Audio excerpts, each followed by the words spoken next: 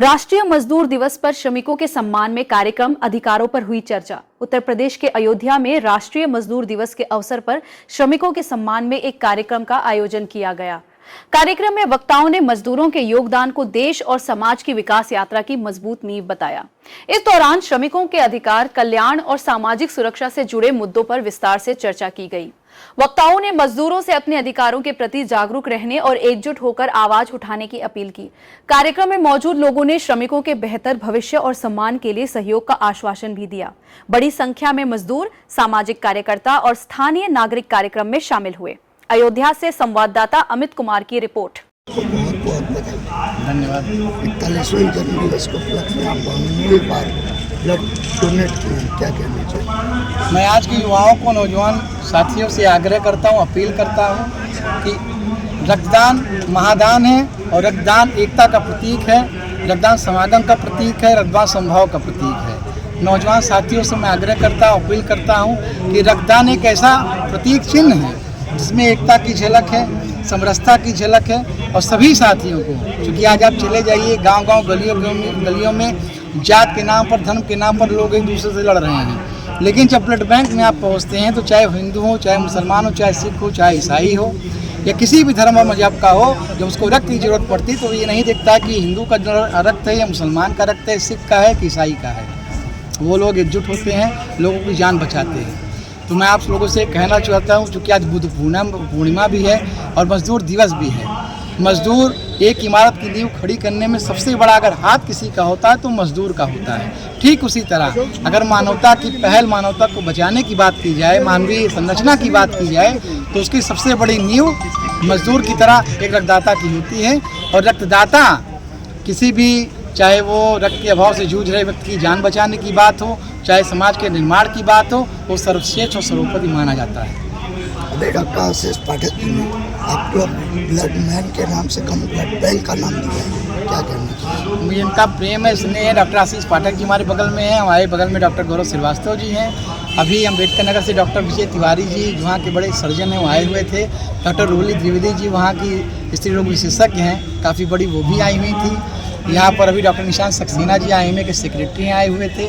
यहाँ पर अभी डॉक्टर प्रियंका खरी जी, लोकप्रिय हॉस्पिटल की मालकिन हो, यहाँ की सबसे बड़ी गायनी हैं, वो भी आई हुई थी। सबका प्रेम है, सबका स्नेह है कि आज ये जो परिवार, रक्तदाता का ये परिवार जो मजबूत हो रहा है, कुनबा जो मजबूत हो रहा है, वो आप सबके स्नेह की, आप सबकी दी हुई ऊर्जा की वजह से मजबूत हो रहा है। और हम लोग दिन रात प्रयासरत रहते हैं कि अयोध्या जनपद में, अयोध्या मंडल में किसी भी व्यक्ति की, जो हम लोगों के जानने में कोई व्यक्ति जिसको रक्त के अभाव से जूझ रहा है, उसकी जान रक्त के अभाव में न जाए।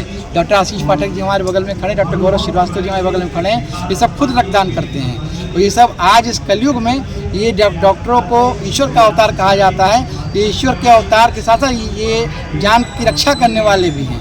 ये लोग रक्तदान भी करते हैं और रक्तदान करने के साथ साथ रक्तदाताओं को प्रेरित भी करते हैं। भव्य कार्यक्रम का शुभारंभ विधानसभा अध्यक्ष माता प्रसाद पांडे जी ने। ये हमारे इस कार्यक्रम का शुभारंभ चित्रकूट विश्वविद्यालय में, रामभद्राचार्य जी का विश्वविद्यालय है, वहाँ के कुलपति श्री शिशिर पांडे जी अभी आए हुए थे। नेता प्रतिपक्ष श्री माता प्रसाद पांडे जी आए हुए थे। और यहाँ सुबह से तमाम शिक्षाविद, तमाम राजनेता, तमाम यहाँ पर अच्छे अयोध्या जनपद, अम्बेडकर नगर जनपद के बड़े बड़े चिकित्सक यहाँ आ रहे हैं, अपना आशीर्वाद दे रहे हैं। क्योंकि उन लोगों के प्रयास है कि हमारे देश में प्रतिवर्ष 30 लाख लोग जो रक्त के अभाव से मर जाते हैं, ऐसी परिस्थितियाँ पैदा हो, रक्तदाताओं में इतनी जागरूकता हो कि लोग रक्तदान करने के लिए इच्छुक हों और रक्त के अभाव में किसी की जान न जा पाए। और मैं सबको धन्यवाद देता हूँ और आभार प्रकट करता हूँ जो अपना बेशकीमती समय निकाल करके रक्तदान की इस पूरी मुहिम को मजबूत करने के लिए इस प्रांगण में आज कोहिनूर पैलेस में आ रहे हैं। आज कितने यूनिट ब्लड का टारगेट रखा गया? हम लोगों ने लगभग 100 यूनिट ब्लड का। क्या कहना चाहेंगे, क्या उद्देश्य? पहले तो डॉक्टर आशीष पांडे जी को 40वें जन्मदिन की हार्दिक शुभकामनाएं। ये अपना जैसे जन्मदिन नहीं मनाते हैं, ये जनसेवा करते हैं अपने जन्मदिन पे। अभी आज ही सुनने में आ रहा है, इन्होंने कम से कम 40 लोगों ने उनके जन्मदिन के उपलक्ष्य में ब्लड डोनेट किया है। और आप जान रहे हैं कि रक्तदान महादान होता है और रक्त बहुत कम लोग देने के लिए तैयार होते हैं, जिसमें आशीष पांडे जी प्रदेश स्तर पे इनका नाम है।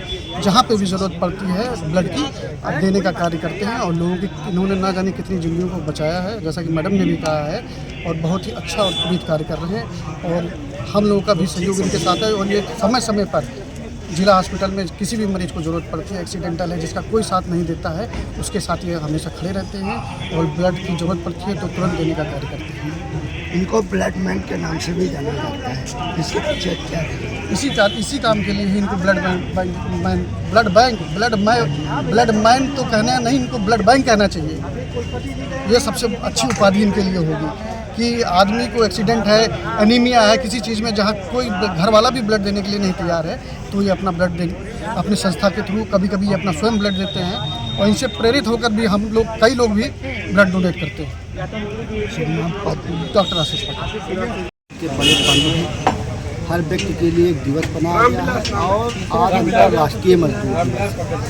मजदूरों के कामयाबी, उनके उज्जवल भविष्य की कामना करते हुए उन्हें इसकी बधाई देता हूँ। साथ ही कहता हूँ सरकार का रोजगार और मजदूरों के लिए जो निष्क्रिय है इस पर ध्यान दें और मजदूरों की उन्नति के लिए बड़ा कानून बनाया जाए।